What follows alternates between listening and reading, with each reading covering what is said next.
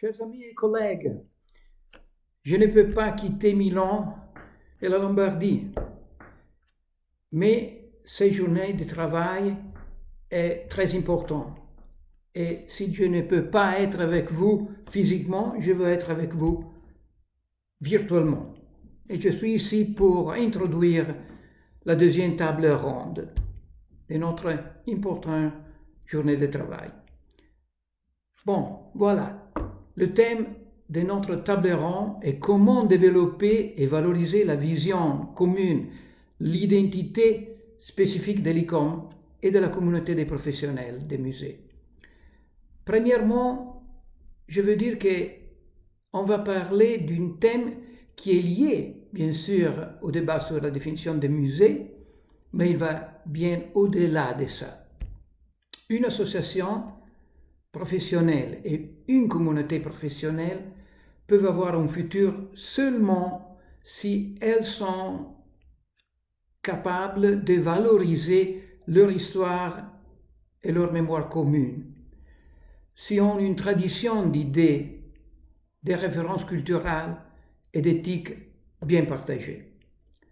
Mais elles doivent aussi avoir la capacité de dialoguer, d'échanger des idées, d'échanger de nouveaux projets et d'expériences, de définir des buts et des programmes qui soient reconnus et acceptés par tous les membres. Nous savons très bien que le monde change rapidement, ainsi que les musées et le travail dans les musées. De toute façon, sur la base de mon expérience, je peux dire que l'ICOM et la communauté des musées partagent vision, valeurs et références. J'ai eu la chance de rencontrer et de travailler avec collègues du monde entier, pas seulement des pays occidentaux.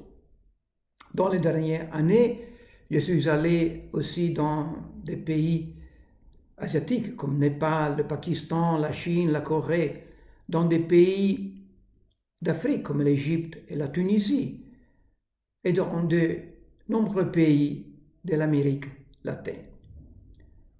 Il s'agit de pays très divers, avec contextes sociaux, politiques, culturels, religieux, administratifs et économiques très différents. Mais je peux vérifier que, heureusement, les professionnels des musées ont différentes langues maternelles, mais partagent une même lingua franca, celle de la muséologie dans toutes ses variantes et ses différentes approches. Dans le monde entier, les professionnels discutent et vivent les mêmes problèmes, ont les mêmes aspirations et valeurs. Ils se sentent partie de la même communauté professionnelle. Cette vision commune de ce qui sont les fonctions spécifiques des musées, de ce qui sont les rôles, les responsabilités et les compétences des professionnels des musées est un trésor. C'est le trésor de l'ICOM. C'est le trésor qui unit l'ICOM et nous a transformés en une véritable communauté professionnelle. C'est un dénominateur commun que nous devons valoriser, renforcer et agrandir. Et le débat sur la définition des musées doit aussi aider les professionnels à se rassembler face aux défis de notre temps. Les deux documents qui mieux expriment l'identité collective, la vision commune et l'unité de l'ICOM sont d'une part le statut et le règlement intérieur et de l'autre le code de déontologie. Les statuts définissent la mission, les objectifs et les règles de fonctionnement de l'ICOM. Le code de déontologie exprime une vision internationale de la gestion des musées du patrimoine selon des principes éthiques et pratiques précises. Le respect du code est obligatoire, bien sûr, pour les membres de l'ICOM. Il est une référence incontournable pour tous les professionnels du monde. Mais le code est devenu aussi norme juridique dans un nombre croissant de pays. Maintenant, après l'adoption de la recommandation de l'UNESCO sur les musées de 2015, le respect du code constitue la référence internationale la plus largement partagée.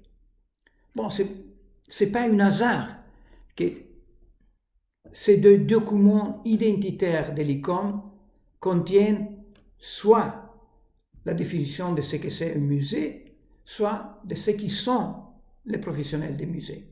En théorie, je pense qu'ils doivent être étudiés et interprétés l'une par rapport à l'autre et mis à jour sous une forme intégrée. En réalité, le processus de leur actualisation se déroule séparément. La révision des statuts et des règles internes a été adoptée en 2017. La définition des musées est en cours et sa conclusion reportée à 2022. Tandis que la mise à jour du code de déontologie pour l'instant n'est pas prévue. Bon, qu'est-ce qu'on va discuter dans notre table ronde? Il y a pour moi 3 questions ouvertes. La première, c'est comment pouvons-nous assurer la continuité, l'unité et la vision commune de l'ICOM dans le processus difficile mais nécessaire d'actualisation des documents identitaires?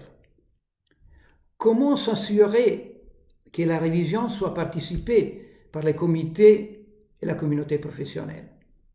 Comment pouvons-nous actualiser nos documents identitaires sans remettre en question notre histoire et nos valeurs communes? Deuxième question ouverte. L'ICOM a besoin de mise à jour du code? Si oui, comment on peut le faire? Est-il fructueux d'adopter une nouvelle définition des musées sans une contemporaine mise à jour du code de déontologie? Troisième question ouverte. Quel autre document devrait être ajouté au statut et au code pour renforcer l'identité commune de l'ICOM, avec des documents de mission et de vision, avec des documents régionaux qui peuvent préciser la vision commune en tenant compte des diversités locales? Bon, ça, ce sont les questions ouvertes. Et maintenant, c'est à vous la parole, mes chers amis, pour développer notre échange d'idées, notre table ronde.